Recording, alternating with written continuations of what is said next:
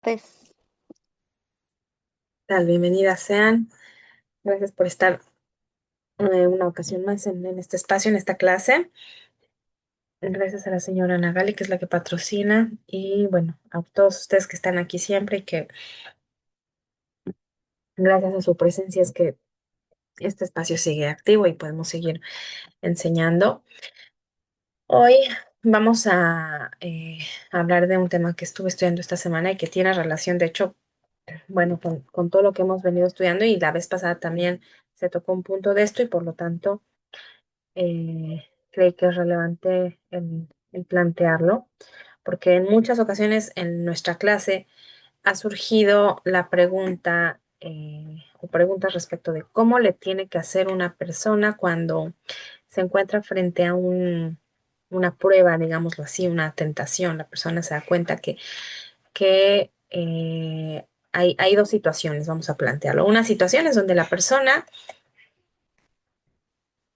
actúa más por impulso, actúa más por instinto, si lo queremos llamar así, o en automático. A todos los términos apuntan a lo mismo, que una persona va a decidir desde un lugar menos consciente, desde un lugar más em, de el llevar a cabo o el satisfacer, ¿sí?, un deseo, una necesidad. Y entonces, bueno, eso es lo que lo va a regir, eso va a ser su brújula. Ahora, ojo, que el judaísmo, hago esta aclaración antes de continuar, el judaísmo no está peleado con el hecho de satisfacer necesidades, ¿sí?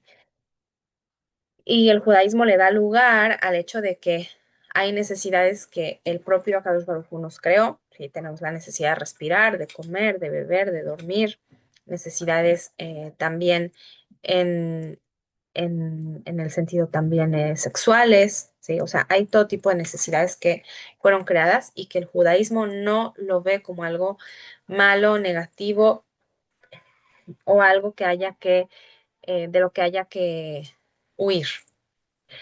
Pero la premisa sí es la regulación, el poder elegirlo.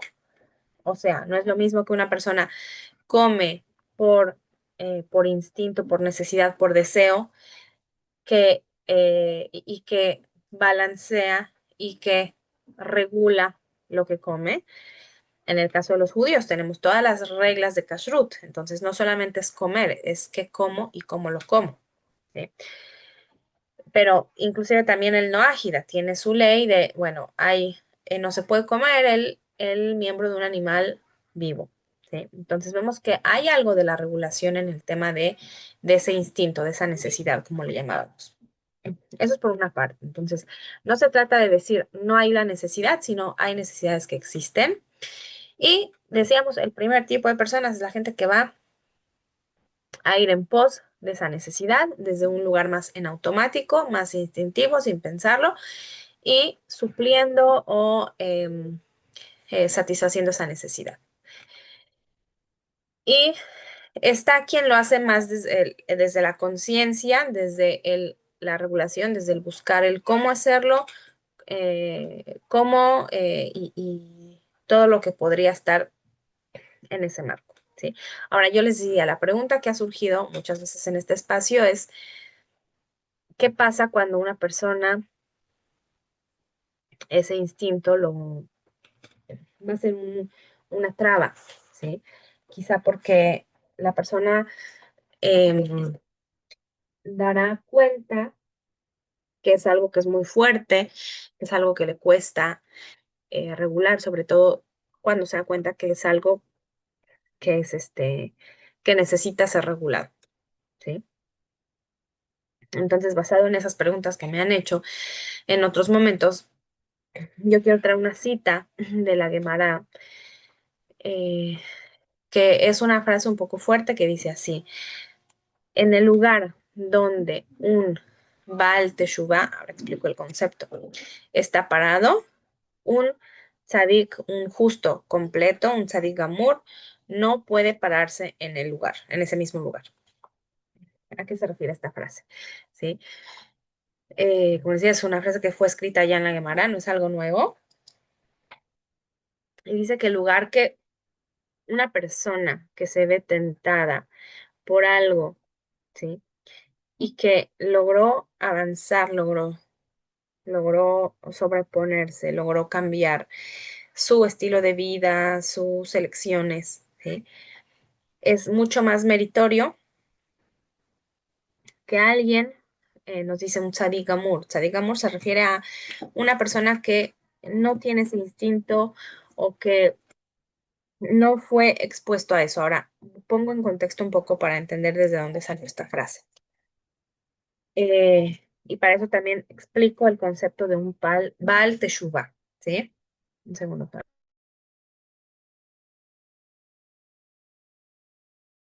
Perdón, es que yo todavía estoy recuperándome de esta gripa que había tenido. Entonces, un Baal Teshuvah es una persona que vuelve en Teshuvah. Que los sabios nos dicen que en cierto sentido todos somos Baal Teshuvah, o sea, todos tenemos que retornar al Creador, todos tenemos que hacer ese trabajo de reparación, ese trabajo de búsqueda, pero la diferencia entre un Baal Teshuvah y alguien que creció siempre en el mundo de la mitzvot, va a ser, van a ser dos mundos diferentes, ¿sí? O sea, alguien que se expuso a un, que se expuso, que fue expuesto a un ambiente donde, de una vida laica, ¿sí? Y que en algún momento de su vida decide retornar al Creador, que es lo que se conoce como Baal Teshuvah. Entonces, no es lo mismo, no es el mismo recorrido que va a tener una persona que toda su vida fue criada en las enseñanzas de la Torá y en este caso un judío que fue criado toda su vida siendo religioso y que siempre guardó Shabbat y que siempre guardó Kashrut y todas las leyes, o sea, fue criado con una educación, apegada a los lineamientos de la Torá.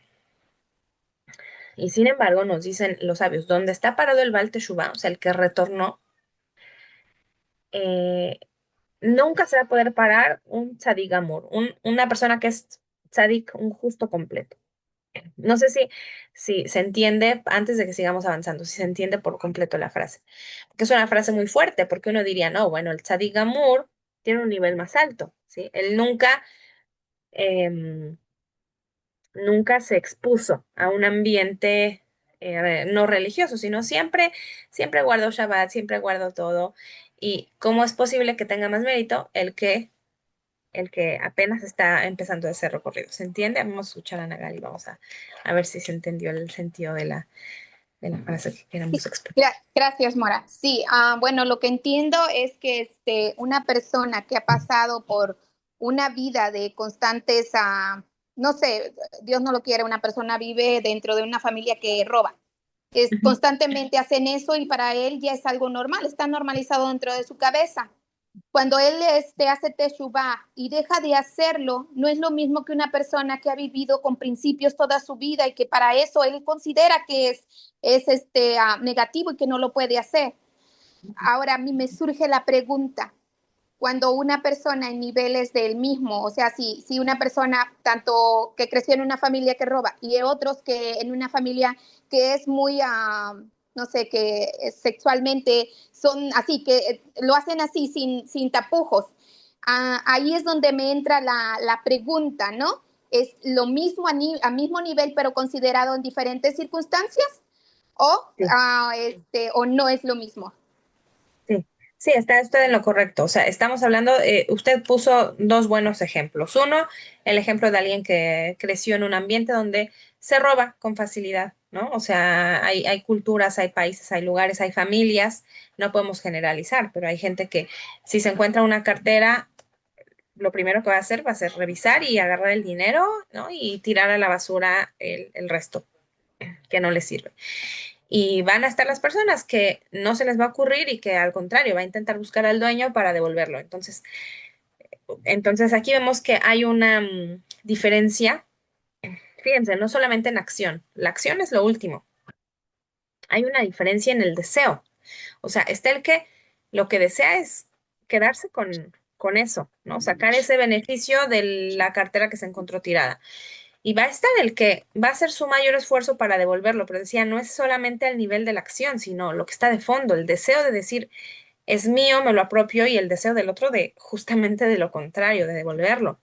Entonces, usted está en lo cierto, o sea, en el otro ejemplo que puso, también una persona que creció en un ambiente mucho más cuidado, mucho más, menos expuesto, eh, una persona que nunca probó, ¿sí? Algo, un estilo de placer, un tema que puede ser, eh, pensémoslo también. Les pongo otro ejemplo que quizá puede ser un poco más comprensible para todas, ¿sí? Si yo le pregunto a una persona que fumó, ¿sí? Y se le ofrece y la persona dice, yo ya estoy tanto tiempo en abstinencia, ¿sí? Y le ofrecen un cigarro, por ahí la persona por autocontrol, por elección, porque cambió su estilo de vida o por lo que sea, por miedo, a veces también, ¿no? Por una enfermedad o lo que sea, puede decir no, pero se le va a antojar, ¿no? Y si yo le ofrezco un cigarrillo a alguien que nunca en su vida fumó, puede que hasta le dé asco, que lo rechace, que no se le antoja, porque no es algo que conoció, ¿se entiende? Es un ejemplo muy burdo, pero que justamente ejemplifica esto. O sea, el que nunca se expuso a algo, es fácil que no lo haga porque no lo conoce, no hubo en eso nunca ningún placer, ni hubo en ello nunca ningún deseo, ¿sí? Al inicio yo partí con cosas que son, vamos a decirlo así, como de temas básicos que en mayor o menor medida hay deseo, como en el tema de la comida, ¿sí? A menos que, si nos vamos a la profundidad del asunto y con la visión psicoanalítica que yo a veces les planteo, que Freud dice que el deseo sí que está moldeado, o sea, no está intacto, porque en el momento que nosotros nos exponemos a una cultura, a una educación, entonces nuestro deseo va a tener la, la firma o la huella de ese entorno. Eso llevándolo al plano psicológico. Pero, a final de cuentas, volviendo a la frase de la Guemara, cuando una persona se sobrepone, cuando una persona, y nos dicen los sabios, ¿por qué? Porque tiene más mérito aquel que retornó, ¿sí? Que aquel que nunca probó cosas, nunca se salió del camino. Y los sabios mismos lo contestan, tiene más mérito porque quien retorna tiene que hacer un esfuerzo para cambiar su camino, tiene que hacer un esfuerzo para modificar su conducta, sus pensamientos, sus decisiones. O sea, ese esfuerzo que realiza, que para el otro no hay tanto esfuerzo, quizá o no lo va a ver al mismo nivel, ambos se pueden estar esforzando, pero no es equiparable el trabajo entre uno y el otro. Y ustedes saben que en el judaísmo uno de los principios, de los 13 principios, es el hecho de que hay recompensa y hay castigo. Entonces, es algo importante en el judaísmo porque es de los 13 principios y sin embargo, no siempre estamos girando o yendo alrededor de ese eje. O sea, es una visión un poco infantil, si lo queremos ver así como, bueno, hago, dejo de hacer en función del castigo o la recompensa. Infantil porque es el mecanismo que usan los niños. O sea, a los niños a veces se les infunde miedo o se les impone algo, si no haces tal cosa, entonces no vas a recibir, ¿no? El recompensa y castigo. Y muchas veces los niños aceptan esas reglas no porque estén de acuerdo con las reglas, sino porque quieren la recompensa o temen del castigo. Pero em, en cierto sentido no es tan infantil porque todos al final de cuentas, ¿sí? Hacemos cosas en mayor o menor medida para recibir o una recompensa y un castigo. Entonces, en términos de las mitzvot, nos dicen los sabios, no te olvides que si tú estás eligiendo algo, ¿sí? O dejando de elegir algo, eso también va a tener consecuencia y castigo. Y en ese sentido nos dicen la recompensa que tiene alguien que abandona el pecado, ¿sí? La recompensa va a ser mucho más grande que aquel que nunca pecó en ese sentido. Y es algo muy fuerte, es algo muy contrastante, porque uno podría decir, bueno, el que siempre ha sido tzadik, el que nunca se equivocó, el que siempre fue por el camino correcto, ¿no? Bueno, está más, voy ahora a usar un término que no es bueno, pero a veces la gente suele asociarlo, ¿no? Como está más limpio, nunca se ensució, ¿sí? Nunca fue con el pecado, entonces está más cuidadito. Y sí, es cierto, eso tiene sus ventajas, les decía yo, el hecho de que una persona nunca se expuso a un entorno nocivo, el tema, el nombre que le pongamos o que le querramos dar, no va a tener que lidiar con ello, ¿sí? Y en todo entorno del tema de las adicciones, hay una frase que la gente que ha superado una adicción dicen siempre, como que nunca te curas del todo. A lo mejor la habrán escuchado, ¿no? La persona dice, nunca te recuperas del todo porque de fondo siempre sigue habiendo esa tentación, ese deseo, ese llamado, pero igual la persona elige todos los días mantenerse sobria, ¿sí? A eso se refiere. Entonces nos dicen los sabios, alguien que elige cambiar, que decide reconstruir su vida, que decide dejar un camino que no le conviene, en ese sentido tiene más mérito. Y pensémoslo, por eso nos dicen, por eso la figura de Abraham Avino, el patriarca, es tan importante y es tan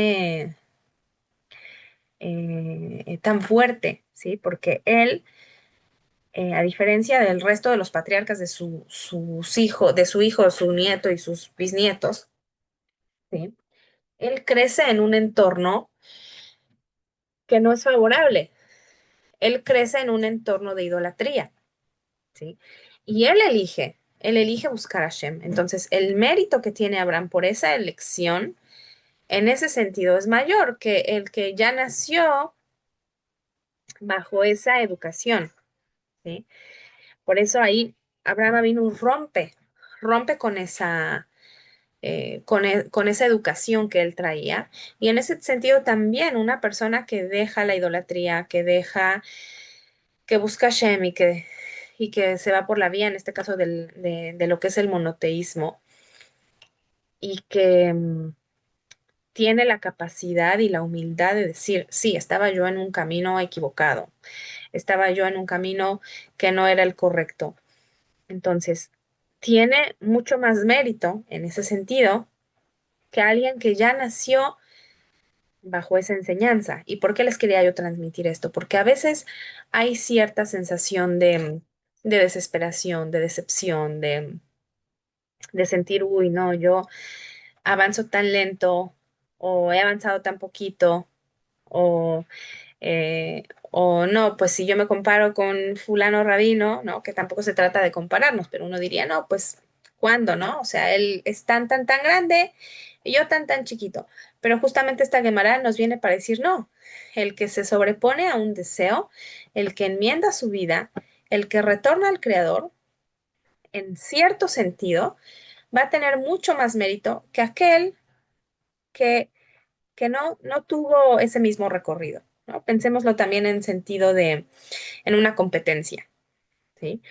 No es lo mismo el que corre con el mejor equipo, ¿sí?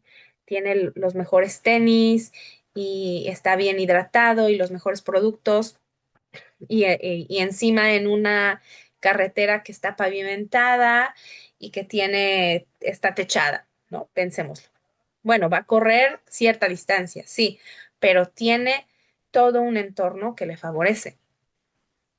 Y no va a ser lo mismo el que va a correr en sandalias, ¿sí? Y entre piedras, y que quizá le lleve más tiempo la carrera o haga una distancia más corta, pero el esfuerzo fue diferente. ¿Se entiende? Entonces, en ese sentido, esta Gemara lo que viene a enseñarnos es el esfuerzo tiene mérito. Y en ese sentido también es que yo muchas veces les digo, yo como persona, como maestra, como morá, como rabanit, yo no les puedo, a veces ustedes preguntan, ¿no? Como, qué será ante los ojos de Hashem, ¿no? Como, ¿qué, qué pago puede tener algo o qué castigo? Y yo en ese sentido me cuido mucho de decirles, pues yo no soy quien para decirles ante los ojos de Hashem eso cómo va a ser evaluado. O sea, eso es entre la persona y Hashem, ¿sí? Nadie les puede decir realmente qué recompensa van a tener, qué castigo van a tener. Eso es una evaluación que solo Hashem sabe, porque por eso dicen, Él es el que sabe realmente lo que está en el corazón de la persona. Y Él sabe el esfuerzo. Por fuera quizás se puede ver igual. Volviendo al ejemplo de la carrera. ¿Sí? Quizá dos personas que llegan a la meta dicen, bueno, los dos corrieron la carrera, pero el que realmente sabe cuál fue el esfuerzo que realizó uno y cuál fue el esfuerzo que realizó el otro, ¿quién es? Akadosh Baruj Hu. Entonces, en ese sentido, esta Gemara nos viene a reforzar y a recordar que el esfuerzo que cada persona hace vale y cuenta ante los ojos de Hashem, porque el que retorna y el que todos los días elige enmendar su vida, tiene de eso un mérito muy, muy grande. Vamos a escuchar a la señora Alicia adelante. Sí, Mara, buenos días. Gusto de verla. Bueno, buenas noches en Israel. Se puede decir también por eso cuando el converso, el judío le da como más valor o más cariño, porque el judío nace en su ley, pero el converso deja todo para, para acogerse al pueblo de Israel. ¿Se puede tomar de ejemplo? Sí, también. Hay dos razones. Una de las razones por la que la Torah dice como cuidado con el converso y cuidarlo y no, no dañarlo y, digamos, sí, generar toda una red de apoyo. La Torah nos dice varias veces una de las razones, hay dos razones. Una es que dice, porque tú fuiste también esclavo, ¿no? Fuiste extranjero en tierra ajena. Entonces, lo que toma en cuenta es el hecho de, bueno, la persona no tiene a su familia, tuvo que dejar un lugar, o sea, sus condiciones están, vamos a ponerlo así, es como está en condiciones más em, desfavorables, ¿sí? Pensémoslo así, o sea, en cierto sentido es como un migrante, ¿sí? Una persona cuando migra tiene condiciones que son exactamente, es una persona más vulnerable, exactamente. ¿Por qué? Porque no es su idioma, no conoce el lugar, no creció ahí, no es su cultura, no tiene a su familia, no tiene todas las prestaciones, todos los beneficios, todo lo que tiene una persona que sí. Entonces, en ese sentido es más frágil y en ese sentido la Torah dice, tienes que cuidarlo. Sí, inclusive a veces pone en la misma bolsa, fíjense, a la viuda, al huérfano y al converso. ¿Por qué? Porque los tres son vulnerables, ¿sí? Porque los tres están en una situación donde, en el caso de la viuda del huérfano, bueno, el proveedor principal no está. Y por lo tanto, puesto que están en una situación donde son más vulnerables, entonces hay que cuidar de ellos. Esa es una razón. Y la otra, como bien nos dice nuestra querida Alicia, es el hecho de que la persona tuvo que hacer todo un cambio de vida, tuvo que dejar cosas, tuvo que atravesar un camino mucho más em, complicado que alguien que nació ahí, ¿sí? Un poco a veces bajo este argumento que la gente, digo, sin meterme en temas políticos y económicos, pero es como cuando una persona nace en un ambiente mucho más eh, con mejores condiciones, ¿sí? Piénsenlo así, alguien que termina la universidad, pero siempre tuvo medios, acompañamiento, el chofer o el auto lo tenía, ¿no? Que aquel que tenía que viajar en transporte público y durante horas y entonces y trabajar para poder costear. Entonces, en ese sentido, uno dice, bueno, sí, ya está, el que recibe su título, pues bueno, lo recibe tanto el uno como el otro, reciben exactamente el mismo título. En términos espirituales no es lo mismo. En términos espirituales nos dicen los sabios, el esfuerzo sí sí es tomado en cuenta. ¿Sí? Y en algún otro momento no les había traído esta Gemara, esta frase de la Gemara, pero sí les había yo dicho que cuando a una persona le cuesta más, ¿sí? A una persona que le cuesta más una mitzvah, un precepto, va a ser más recompensado que aquel que no les cuesta. En otro momento yo me acuerdo que sí les había mencionado esto. Justamente apuntamos al mismo sitio, ¿no? O sea, si a una persona le cuesta más algo, entonces en ese sentido su recompensa va a ser mayor. Ahora, si ustedes me preguntan qué recompensa, cuánto, cómo, ahí sí no sé.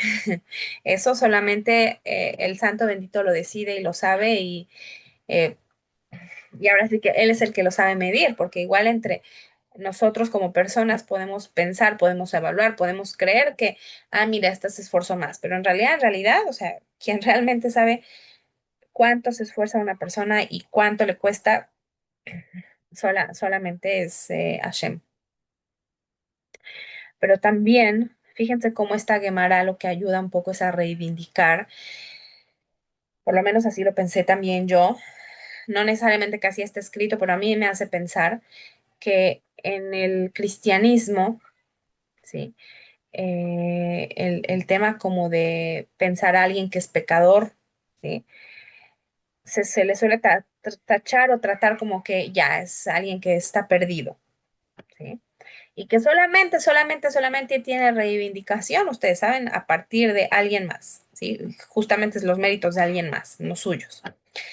En el judaísmo, y también algo muy lindo que nos dicen los sabios, es como cada reto que tú tienes, sí, eso que tú crees que es una dificultad, que tú dices, pero ¿por qué a mí me tocó lidiar con esto? En una de las clases que escuchaba respecto de este tema, sí, el rabino decía, es que justamente eso que es tu desafío es tu trampolín, sí, o sea, es eso que te va a impulsar, eso que tú dices, pero ¿por qué? O sea, ¿por qué justo esto tengo que trabajarlo? Que dice, no, porque cuando tú lo trabajas, eso ya, es tu escalón, es tu el rabino me acuerdo ahora, lo decía con otro término, decía, es tu elevador, ¿sí? Esa dificultad que tú crees que es esa piedra de tropiezo, el rabino decía, eso es tu elevador, eso es lo que te va a impulsar, lo que te va a llevar justamente para arriba, ¿sí? Que alguien, pensándolo desde la otra vía, que alguien que no lo tiene, alguien que no lidia con eso, que no sabe lo que es eso, que no conoce lo que es eso, entonces, bueno, no va a tener eso que le impulse. Que sí es cierto que en igual medida la persona puede caer, ¿no? Ok, equivocarse, volver a decidir algo erróneo, pero dicen, no, cuando la persona elige y sube, ¿sí? Y se mantiene en ese nivel todos los días, el mérito es más grande. Sí, Ana Gali, la escuchamos.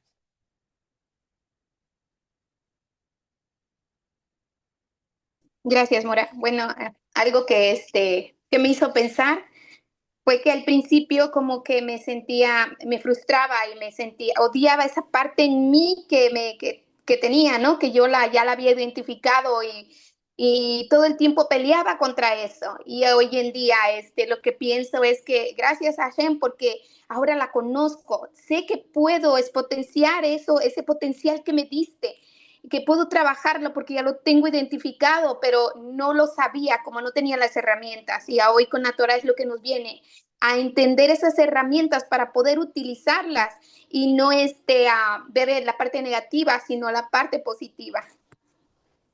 Sí, muchas gracias. Y justamente eso es lo que ayuda al tema de la reivindicación, porque sin esta visión, una persona que lidia con una dificultad, que lidia con un deseo que lleva a cuestas, se puede ver a sí mismo como alguien malo, malvado, como una persona despreciable, como una persona que se siente menos, ¿sí? Es un aspecto que puede dañar su autoestima. Y justo la Torah te dice, bueno, la Gemara dice, no, o sea, eso que parece ser una debilidad, en realidad es tu fortaleza, en realidad mira el potencial que tú tienes para crecer, para reponerte, ¿no?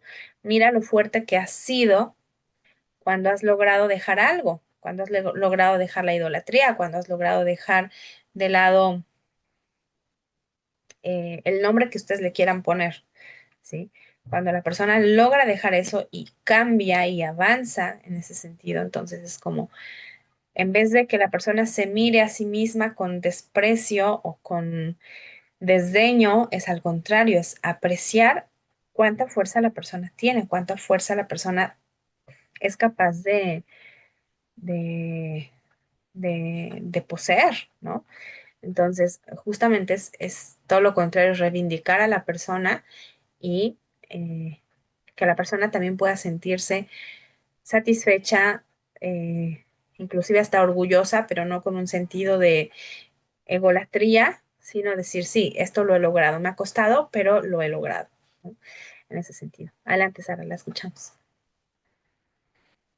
Sí, Mora, tocante esto que está comentando es muy importante y ayuda mucho, ¿no? El hecho de saber que lo que nos llega a nuestra vida, pues está hecho a nuestra medida, que Dios no nos va a mandar una cosa con la que no podamos.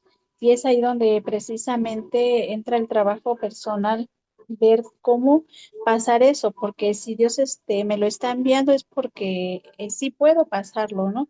Sí puedo superarlo. Entonces, es estar viéndonos, observándonos y buscar esas herramientas que nos ayuden para pasar esas dificultades. Y creo que, bueno, en lo personal no he venido aprendiendo a través del estudio de la Torah que parte de todas esas dificultades, pues es bueno y que así es nuestra vida, ¿no? Siempre vamos a tener altibajos, pero que no es porque sean como castigo, sino más bien es porque Dios nos ama y Él quiere lo mejor para nosotros, que a través de todas esas esos desafíos que vayamos viviendo, como bien lo mencionabas hace un momento, que sea ese trampolín para pasar a un grado más tal vez de acercamiento a Él, de confianza en nosotros, de crecer nuestra fe en Él, dependiendo, ¿no? Lo que tengamos que trabajar. Bueno, eso sería mi comentario, Mora. Muchas gracias. Muchas gracias.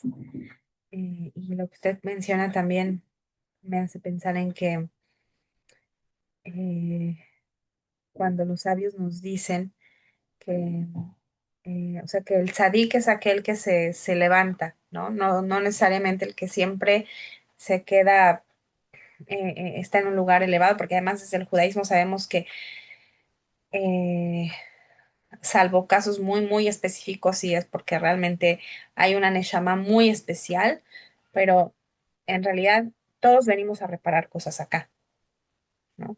Entonces, en ese sentido, los sabios también dicen como que los niños, hay una bendición, creo que en este otro momento se los he comentado, que hay una bendición que los padres dicen, el padre dice en el momento que el hijo llega a la edad de bar mitzvah, ¿sí?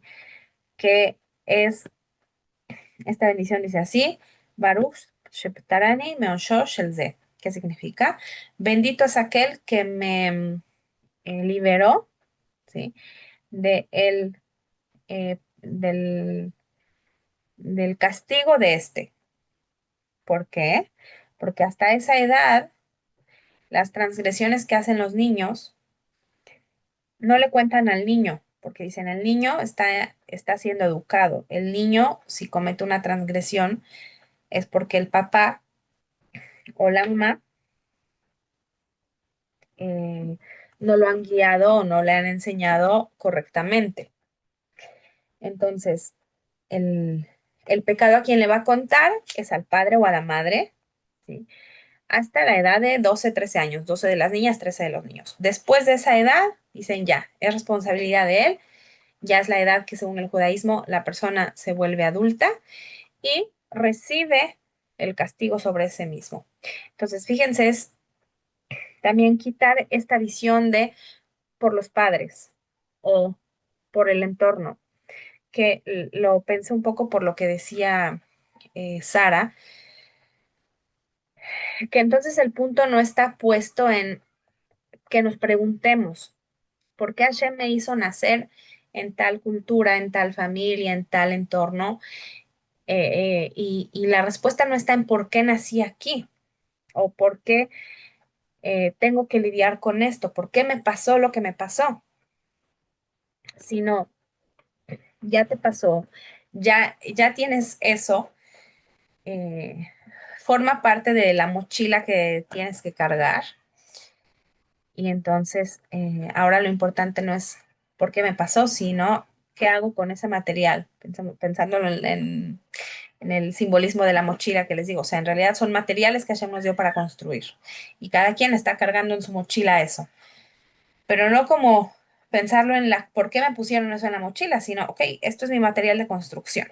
¿No? Justamente haciendo ese cambio de visión. Y volviendo al tema de bendito eres tú, de esta bendición que me liberaste del pecado de este, entonces vemos cómo la repartición de responsabilidades también está ubicada, que en la infancia, bueno, el responsable es el adulto, pero hay cierto momento donde ya ese niño se vuelve adulto y ya es responsabilidad de él.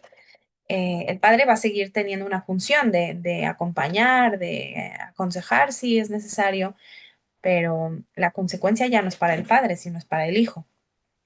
¿Sí?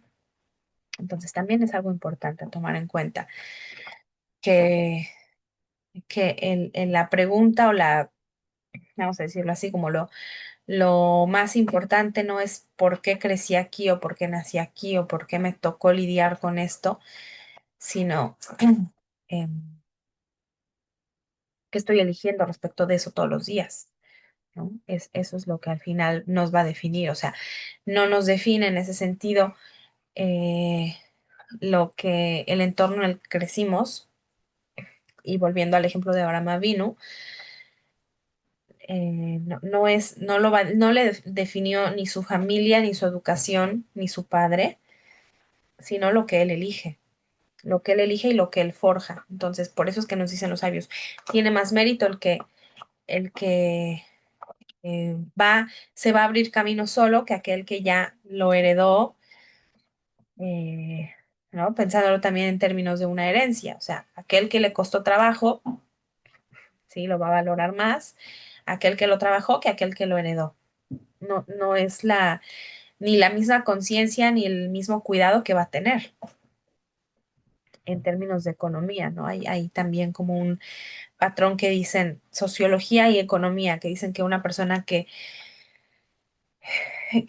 viene de una condición económica más vulnerable y que va subiendo y que llega a un estatus económico alto, no va a tener la misma relación con el dinero que alguien que ya nació con una situación más acomodada y que no se tuvo que ganar ese dinero, ¿no? Entonces, la visión, el acercamiento que va a tener va a ser otro, porque a uno justamente es la misma idea, si se dan cuenta, porque a uno le costó y el otro ya lo recibió como herencia, y por eso es que dicen que a la tercera generación, eh, generalmente la tercera generación es como que despilfarra, y entonces la cuarta generación le toca de nuevo, si no hay un cuidado y no hay una, ¿no?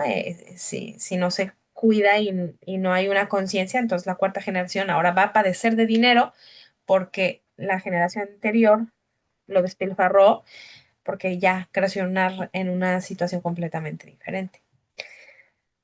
Eh, entonces, bueno, eso también como un poco para ejemplificar. Adelante, Cindy, la escuchamos.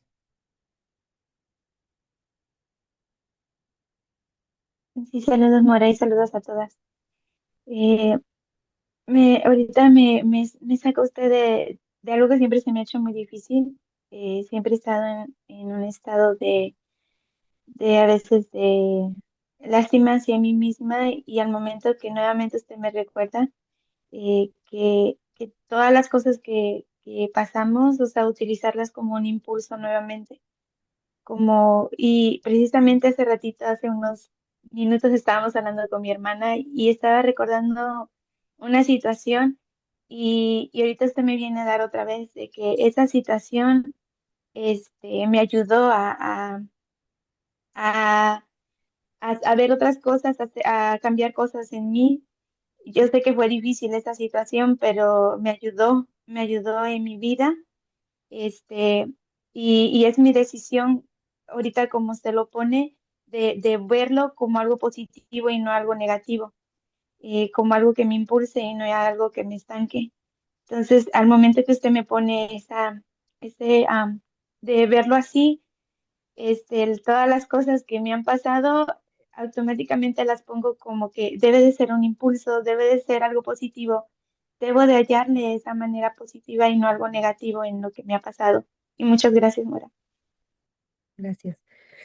Gracias por su comentario. Y me hace pensar en otra cosa que fíjense, hay tres vías, ¿sí? Eso también en términos terapéuticos.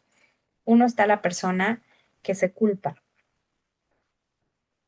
o sea, que vive con culpa, ya sea que se culpa a sí misma o que culpa a otros, como esto me pasó por culpa de, y entonces ahí muchas veces se culpa a sí mismo o culpa a los demás. Está la otra vía, eh, que, que sería como otro extremo, que sería la victimización, ¿sí? Que en este caso dice, lo pasé muy mal, pero se siente desvalido y el dolor lo lleva a ver justamente, pues como la palabra lo dice, como una víctima y en el momento que la persona se coloca como una víctima, entonces no tiene posibilidad de salir o de enmendar o eh, sí, de reivindicarse en esa situación. Y la vía, ahora les estoy hablando como más en términos terapéuticos, ¿eh? Y la vía, digamos, de la autocompasión, que sería como el punto medio, es que la persona sí pueda reconocer lo que experimentó. O sea, decir, sí sufrí, sí me dolió, sí fue difícil, fue ponerle la palabra que la persona crea que es adecuada a la situación. Y en ese sentido no se eh, minoriza, ¿sí? No se minimiza, se dice así, ¿sí? La situación, el dolor, ni se le quita importancia, pero sí la persona, y por eso fíjense, la línea es diferente entre lo que es la victimización y la autocompasión. La autocompasión es que la persona dice, esta situación me dolió, me afectó, me generó A, B, C y D, en las palabras que la propia persona que lo haya experimentado lo ponga. Eh, y es finalmente la autocompasión es el reconocimiento de que hubo dolor sin victimizarse, ¿sí? Sin decir, ay, sí, es que pobrecito que soy, ¿no? Sino decir, sí, fue doloroso, fue muy fuerte, estoy sufriendo, puede ser en el pasado o puede ser en el presente, ¿sí? Una persona que está atravesando una situación no grata, que le está doliendo, a veces se tiene miedo por un tema cultural el decir, la estoy pasando mal, estoy sufriendo, ¿sí? No es agradable lo que me está pasando. Entonces, en la cultura occidental, sobre todo en la cultura latina, hace mucha falta de autocompasión, porque la gente o se va al victimismo o se va a la culpa, ¿sí? Entonces, fíjense que ni es ni victimismo ni culpa, es decir, sí, puedo reconocer que me duele o que me dolió, que es doloroso, que es inaceptable lo que pasé, lo que estoy pasando, pero junto con eso, y ahí lo unimos con la parte espiritual, esto que me impulse, no me puedo quedar estancado, porque quien se queda estancado o se queda en la culpa o se queda en la victimización. Y la autocompasión es reconozco el dolor, pero construyo, construyo con eso, ¿sí? me, me, me rescato de esa situación. Si nadie me rescató, si nadie me ayudó, si nadie me tendió la mano, me repongo, yo me saco de ahí. Esa sería la autocompasión. Y es importante, yo lo noto mucho en el ambiente que me muevo, tanto terapéutico como acompañando a gente que está justamente en proceso de teshuvá, ya sea que se convierte o que está retornando al monoteísmo. Yo creo, personalmente, que es algo que se tiene que reparar mucho. Es decir, alguien que deja la idolatría carga con mucha culpa, generalmente, más con culpa que con victimización. Porque la victimización es, eh, o sea, simplemente, bueno, hacer este papel de sufrí mucho, sufro mucho, pero tampoco busca una solución. ¿Sí? Y el que tiene culpa se castiga todo el tiempo. Entonces no se trata ni de una cosa ni de la otra, sino justamente de, de que la persona se reivindique, ¿no? Que la persona realmente pueda crecer de su dolor, sin borrar el dolor, que eso es importante. No minimizar el dolor, pero sí eh, que sea una herramienta de trabajo. Así que bueno, nos quedan unos minutos. Si alguien quiere comentar, adelante, Luz. Sí, Ravani, en cuanto a esa parte que dijo del dolor, de cómo sería la sanación, porque casi todas las empresas y muchas de las personas que se dedican a este tipo de apoyo psicológico o emocional a las personas, siempre dicen que, ay, tienes que sanar el dolor porque, o tienes que sanarlo y ya no tienes que acordarte de él, olvidarlo, llorarlo, ni pensarlo, ni que se te presente en tu mundo. Y ya eso implica que ya lo sanaste. Y yo para mí eso como que no es así porque yo digo es como cuando le clavas un clavo a una madera y le haces el agujerito. O sea, puedes mandar a arreglar esa madera lo mejor que quieras, con las cosas más caras, más bonitas, pero al final de cuentas la herida está ahí. Marca está. Y, y ahorita se está manejando mucho esa parte y como que se están las personas hasta lo que decía ahorita, poniendo mucho más culpa por el aspecto de no poderlo olvidar, de no poderlo quitar, de no poderlo como que arrancarlo de la vida.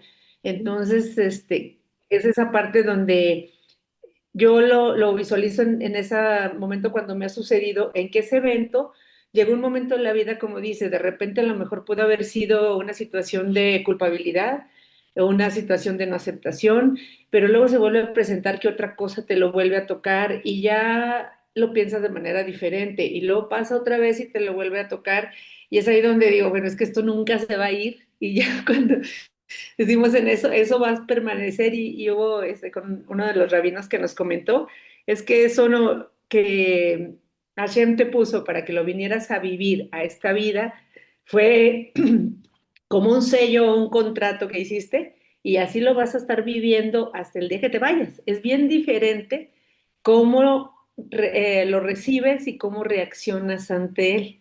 Entonces ahí donde esa parte que decía de reconocerse uno, el, el avance que va uno teniendo en cuanto a ese evento que se tuvo que haber presentado, a esa emoción, y que ya de alguna manera se haya logrado ver con otro enfoque, muy diferente, decir, aquí estaba pues a lo mejor hasta en victimez, y acá ya digo, ay no, pues sí, lo tenía que vivir, me correspondía, y eso me ayudó.